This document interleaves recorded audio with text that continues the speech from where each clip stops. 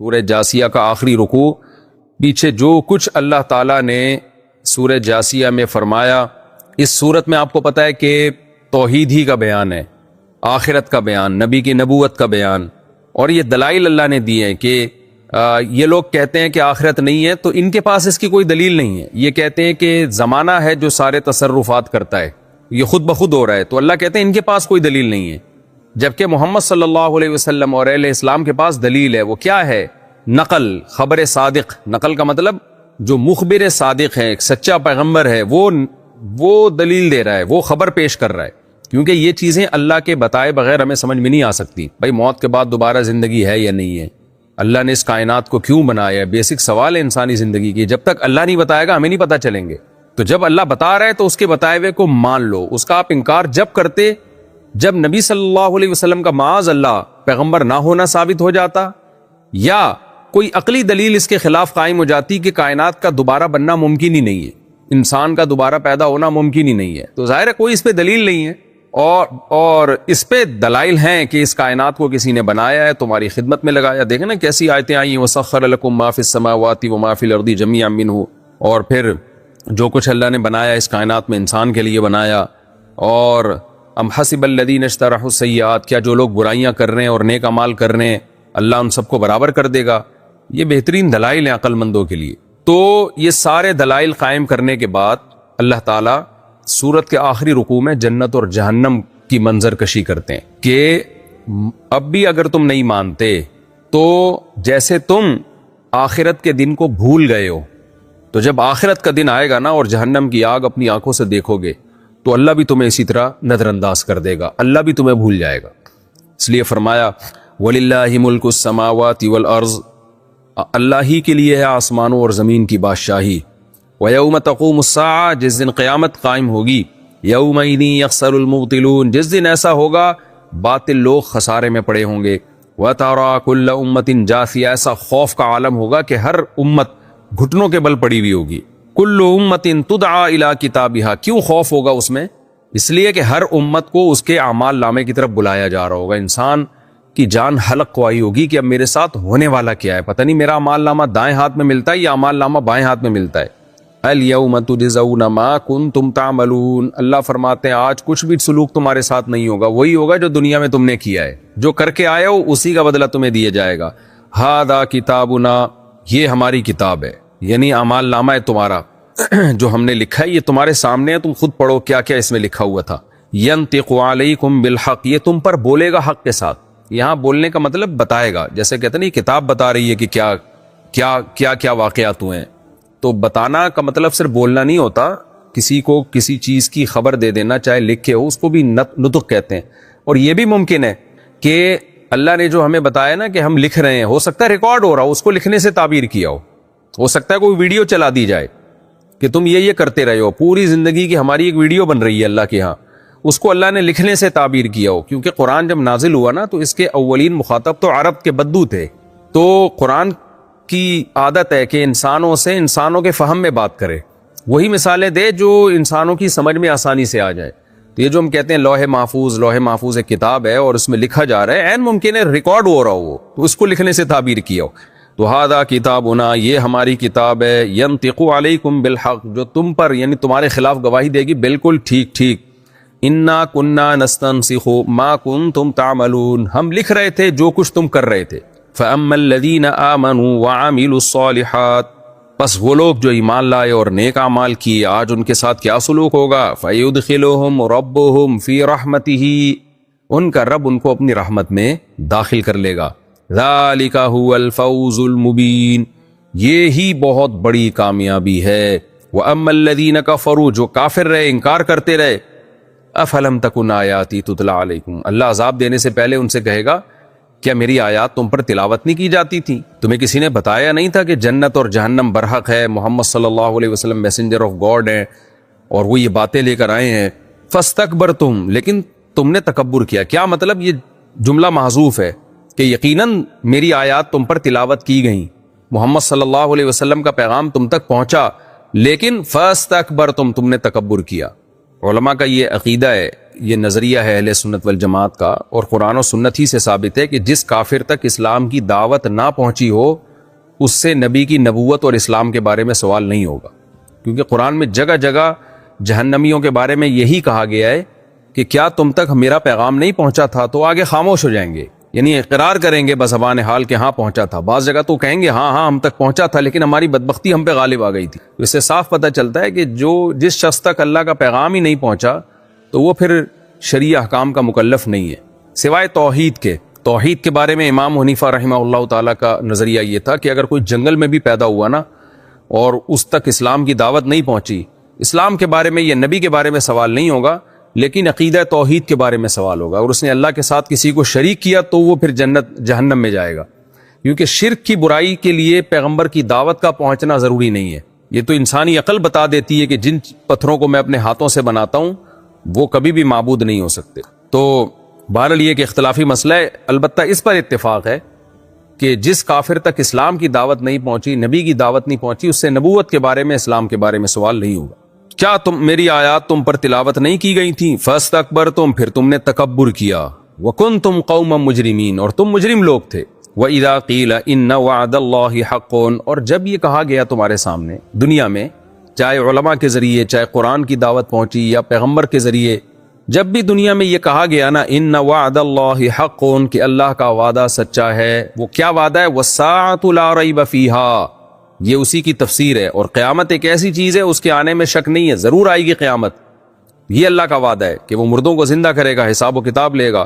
قلتم، تو تم ایسے انکار کرتے تھے جیسے کسی نے معلوم نہیں کیا دعویٰ کر دیا ہو، کوئی بہت ہی اچھمبے کی بات کر دی ہو کسی نے، تم کہتے تھے ما ندری ما الساعہ، ہم نہیں جانتے قیامت کیا ہوتی ہے۔ آج بالکل سیکولر لبرل لوگ جو ہے نا اسی سٹائل میں بات کرتے ہیں۔ میں بیٹھا ہوا تھا کسی مجلس میں تو ایک صاحب یہ بات کر رہے تھے کہ یہ ایسے ہی مولویوں نے بنایا ہوا ہے، قبر میں جانے کے بعد عذاب ثواب، اور ایسا کچھ بھی نہیں ہے۔ ایسے تکبر سے انکار کر رہے ہوتے ہیں کہ بھول جاتے ہیں کہ ہمیں کسی نے پیدا کیا ہے، اور جس نے پیدا کیا اس نے ایک نہیں لاکھوں پیغمبروں کو بھیجا یہ دعویٰ ثابت کرنے کے لیے اور سمجھانے کے لیے۔ اس نے کتنی کتابیں آسمانوں سے اتاری ہیں جس میں یہ دعویٰ کیا ہے، تورات میں، انجیل میں، زبور میں، قرآن میں، سب میں یہ دعوے موجود ہیں، تو اس کو ایسے اڑا دینا ہے کہ یہ مولویوں کی باتیں، وہی بات ہے جس کو قرآن تذکرہ کر رہا ہے۔ قلتم ما ندری ما الساعہ، تم کہتے تھے ہمیں کیا پتہ یہ قیامت کیا چیز ہے۔ ان نظن الا ظنا، ہم نہیں گمان کرتے مگر ہلکا سا، ایک تھوڑا سا وسوسہ ہوتا ہے شاید ہو جائے، میں بھی۔ آج تو یہ وسوسہ بھی نہیں ہے، آج تو بالکل واضح لفظوں میں انکار کرتے ہیں۔ وما نحن بمستيقنين، اور ہم یقین تو کر ہی نہیں سکتے، یعنی شاید وسوسے کے درجے میں کبھی خیال آ جاتا ہے کہ شاید دوبارہ زندگی ہو، لیکن یقین تو ایسی معاذ اللہ باطل باتوں پہ ہم یقین کیسے کر سکتے ہیں۔ وَبَدَا لَهُمْ سَيِّئَاتُ مَا عَمِلُوا، اللہ کہتے ہیں آج کے دن ان کے اعمال کی برائی ان کے سامنے آ جائے گی۔ اعمال کی برائی کا مطلب کیا ہے؟ یا تو یہ مضاف الیہ جیسے ہوتے ہیں کہ اعمال سیئات ما عملوا، اعمال جو انہوں نے کیے نا اس کی برائی، کہ کتنے برے عمل تم نے دنیا میں کیے ہیں، سزا دیکھ کے پتہ چل جائے گا کہ کیا عمل کر کے آئے ہو تم۔ بعض اوقات سزا سے، انجام سے پتہ چلتا ہے کہ میں نے کیا کیا ہے۔ لوگ کر رہے ہوتے ہیں نا الٹا سیدھا، مان نہیں رہے ہوتے، تو جب اس کا نتیجہ سامنے آتا ہے تو پھر ان کو لوگ تانا دیتے ہیں، دیکھو ہم کہتے تھے نا تم برا کر رہے ہو، آج اس کا نتیجہ دیکھو۔ یا پھر یہ کہ یہ صفت کی اضافت موصوف کی طرف ہے، یعنی اعمالہم السیئات، وہ اپنے برے اعمال ان کے سامنے ظاہر ہو جائیں گے، نتیجہ ایک ہی نکلے گا کہ ان کو پتہ چل جائے گا ہم کیا کچھ کر کے آئے۔ وحاق بہم ما کانوا بہ یستہزئون، اور جو استہزاء وہ کیا کرتے تھے نا جس قیامت کا یا جس عذاب کا، وہ عذاب ان کو گھیر لے گا، مذاق اڑایا کرتے تھے۔ وقیل الیوم ننساکم کما نسیتم لقاء یومکم ھذا، ظاہر ہے جب عذاب اپنی آنکھوں سے دیکھیں گے تو اللہ کو پکاریں گے، چیخیں گے کوئی ہم پہ ترس کھائے۔ اللہ تو ارحم الراحمین ہے، وہ ماؤں سے زیادہ جتنا ماں بچوں سے پیار کرتی ہے، اللہ اپنی مخلوق سے اس سے زیادہ پیار کرتا ہے، تو ان کو امید ہوگی شاید ہماری پکار سن لی جائے، تو اللہ کو پکاریں گے۔ اللہ جواب میں کہیں گے الیوم ننساکم، آج ہم تم کو بھول گئے ہیں، کما نسیتم لقاء یومکم ھذا، جیسے تم اپنے اس دن کی ملاقات کو بھول چکے تھے۔ اللہ ارحم الراحمین ہے، لیکن ان لوگوں کے لیے جو اس کی طرف رجوع کرتے ہیں، جو اس کا انکار کر دیں، اس کی آیات کا انکار کر دیں، ارحم الراحمین ان کے لیے بھی ہے۔ کس طور پر کہ ان کو مہلت دیتا ہے۔ کتنی مہلت تمہیں زندگی میں ملی تھی، کتنی مہلت ملی تھی، کتنی دفعہ یہ دعوت تمہارے کان میں پڑی کہ موت کے بعد زندگی ہے، حساب و کتاب ہے، 20 دفعہ تمہارے کان میں یہ بات پڑی اور تم نے اہل اسلام کو دیکھا لیکن تم اس دن سے غافل تھے، ہر چیز میں دلچسپی تھی، آخرت کو تم بھول چکے تھے، جو چیز اللہ کے لیے سب سے اہم تھی۔ تو اس لیے اللہ کہیں گے الیوم ننساکم، آج ہم تمہیں بھول چکے ہیں، کما نسیتم لقاء یومکم ھذا، جیسے تم اپنے اس دن کو بھول چکے تھے دنیا میں، تم بھی تو ایسے ہی بھول گئے تھے نا۔ ومأواکم النار، آج تمہارا ٹھکانہ آگ ہے، وما لکم من ناصرین، اور تمہارے لیے مدد کوئی بھی کرنے والے نہیں ہوں گے۔ ذالکم، سوال پیدا ہوتا ہے اللہ ہمارا جرم اتنا بڑا تو نہیں تھا کہ تو ہمیشہ کے لیے ہمیں جہنم کی آگ میں ڈال رہا ہے؟ اللہ اس کا جواب دیں گے نا نا نا، جرم تمہارا بہت بڑا تھا۔ وہ جرم کیا تھا؟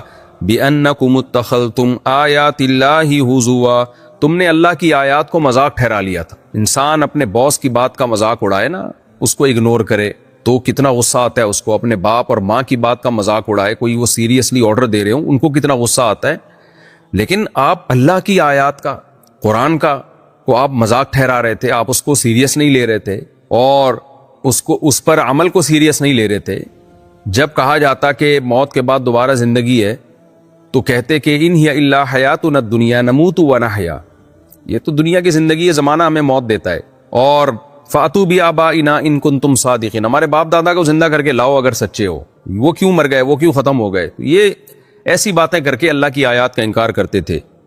وغرتکم الحیات الدنیا، اور اصل میں تمہیں دنیا کی زندگی نے دھوکہ دے دیا تھا، تم بھول گئے تھے یہ دنیا دار فانی ہے، یہی ہے، یعنی جو جڑ ہے نا وہ یہی ہے، دنیا کی محبت۔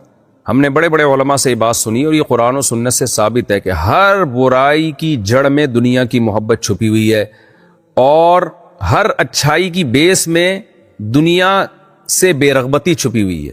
اگر آپ ایک دفعہ دنیا سے دل لگانا چھوڑ دو، اور اس کو نسخہ یہ ہے کہ اس کو مسافر خانہ سمجھو آپ، تو کتنی ہی اٹریکشن کی کوئی چیز ہوگی نا، ایک حد تک آپ کو اٹریکٹ کرے گی، اس سے زیادہ نہیں۔ تو دنیا پرستوں کے ساتھ ہوتا کیا ہے، وہ دنیا کو مسافر خانہ سمجھنا چھوڑ دیتے ہیں، وہ سمجھتے ہیں ہمیشہ رہنے کی جگہ۔ بھائی جتنی بھی خوبصورت ہے، جیسی ہی کتنی ہی اٹریکٹیو ہو، یہاں سے تھوڑے دنوں میں نکل جانا ہے۔ ابھی نبی صلی اللہ علیہ وسلم نے کتنی بار فرمایا کہ قبرستان جایا کرو، زیارت کیا کرو قبروں کی، تاکہ تمہیں پتہ چلے ہم نے بھی کل یہیں آنا ہے۔ یہ سوچ کے نا تم دنیا سے جو جائیدادوں میں، پراپرٹی میں اور مارکیٹوں میں دل جو اٹکا ہوا ہے نا، یہاں سے نکلے یہ دل۔ تو اس لیے نبی صلی اللہ علیہ وسلم نے قبرستان کی زیارت کا ہمیں حکم دیا، فإنھا تذکر الآخرہ، اس سے آخرت کی یاد تازہ ہوتی ہے۔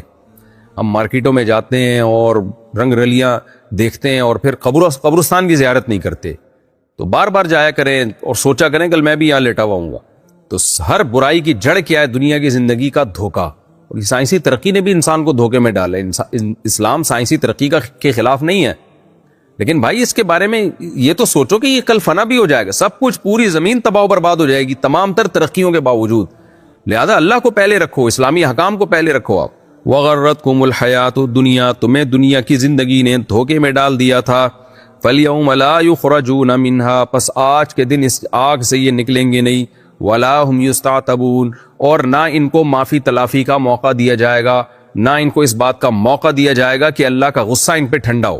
فَلِلَّهِ الْحَمْدُ، اب سورت کو ختم کیا جا رہا ہے ان دو آیتوں پر، اللہ کی کبریائی پر۔ فَلِلَّهِ الْحَمْدُ رَبِّ السَّمَاوَاتِ وَرَبِّ الْأَرْضِ، پس اللہ ہی کے لیے تعریفیں ہیں جو آسمانوں کا رب بھی ہے اور زمین کا مالک بھی ہے۔ رب العالمین، تمام جہان والوں کا پالنے والا۔ دیکھیں رب کا معنی عربی میں پالنے والا بھی آتا ہے اور مالک کے معنی میں بھی آتا ہے۔